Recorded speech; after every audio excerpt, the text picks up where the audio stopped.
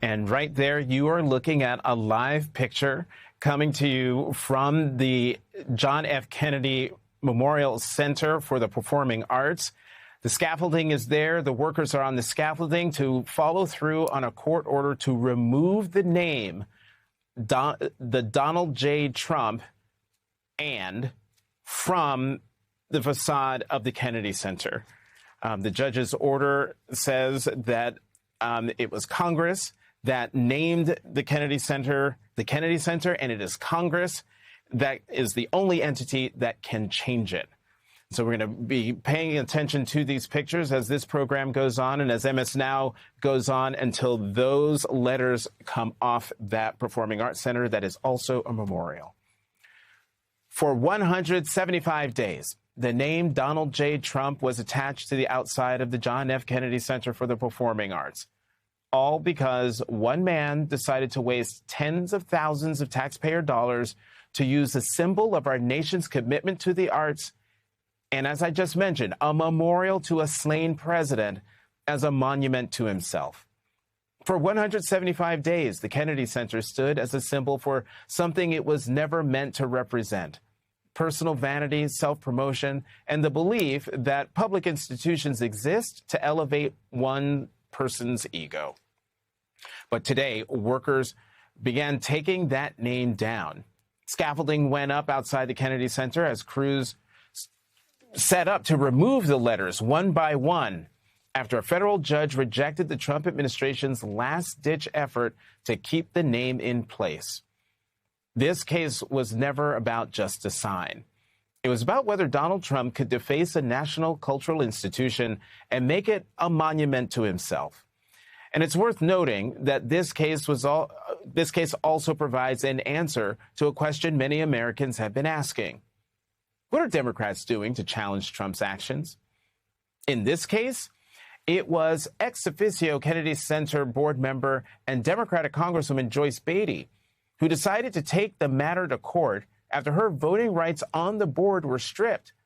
According to the Atlantic, Beatty publicly came forward about the December board vote, saying that she was repeatedly muted when she tried to voice her opposition while attending the meeting virtually.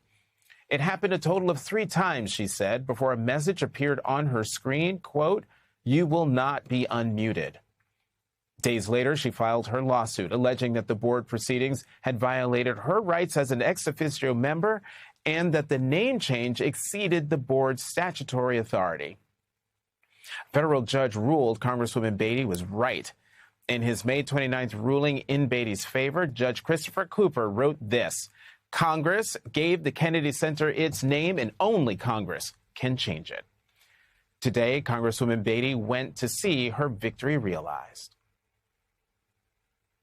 It sends a message to the American system that our judicial system is not rigged, that we still can believe in justice, and we have justices who will be performed by the rule of law. And that's the greatest victory that I could have today, that the court stood with the law and they were not intimidated by a president or presidential appointees standing up for something that was not right and that was not lawful. That ruling underscores a lesson Donald Trump continues to learn. There are limits to what a president can do. And today brought another example of that. CNBC reports that a federal judge in Alexandria, Virginia, extended her block against the Department of Justice implementing an anti-weaponization fund, saying the acting Attorney General Todd Blanche's verbal claim that the fund was not going forward was an insufficient guarantee. Congresswoman Joyce Beatty is on site at the Kennedy Center, and she joins us now. Congresswoman, I can see that broad smile on your face as you feel you're on the verge of legal victory here. Tell us what you're seeing right now. Well, right now, there are hundreds of people who've been standing out here all day with me. We came earlier after we had a victorious response from the federal judge on our stay in not siding with Donald Trump. He filed again into the district circuit courts, where a 3-panel judge, 2 appointed by President Barack Obama and 1 by President Donald Trump, unanimously decided in our favor, and thus, in just a few minutes, we will remove the name Donald Trump from the John F. Kennedy Center. And it's all about the rule of law. It was standing up for all of the performers, for the workers here. And let me just tell you, Jonathan, the workers have come over, whether they work behind the scenes in the cafeteria, taking tickets, security. They have all been so very thankful because they want to make sure that they keep their jobs.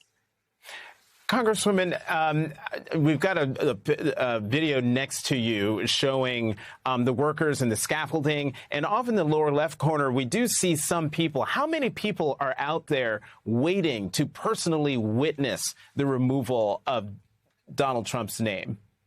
There's hundreds of people on both sides of the entrance to the center. Mm-hmm. There are police officers there trying to keep people on the sidewalk because there's so many people. They're spilling over into the driveway, and they're patient.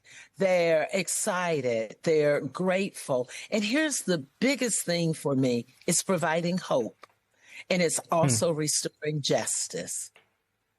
Congresswoman, one more. Talk to us about what this means to you symbolically. You said a moment ago that this is about the rule of law, but I get the sense that this means something more than just that. Thank you for that. I earlier called Joe Kennedy and Caroline Kennedy.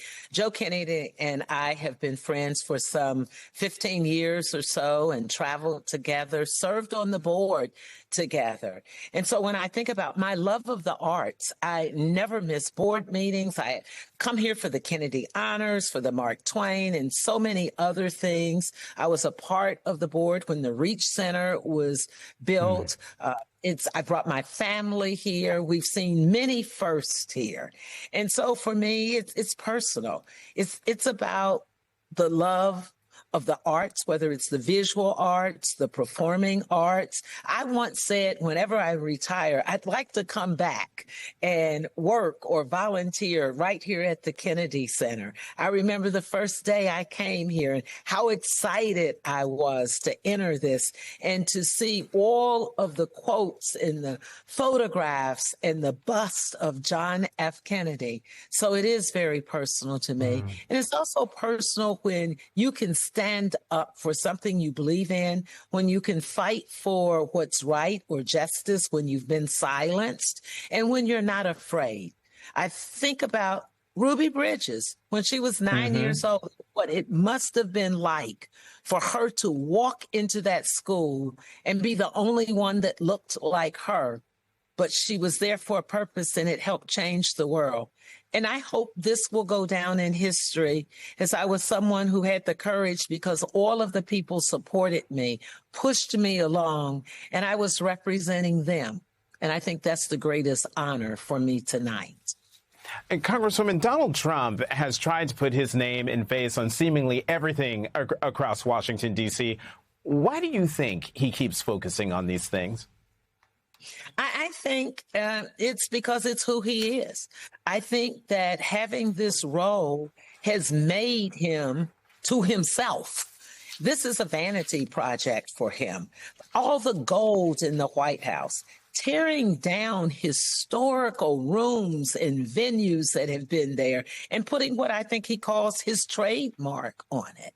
So I think it's all about him, that he wants people to always remember that he was there, not what he did, not how he fought for the country, and not how he stood up for our democracy and the rule of law. He wants to be a dictatorship, and that's what dictators do. But we still live in the most powerful, wealthiest country, and I'm going to continue to fight and to give hope to the people that we will take our country back.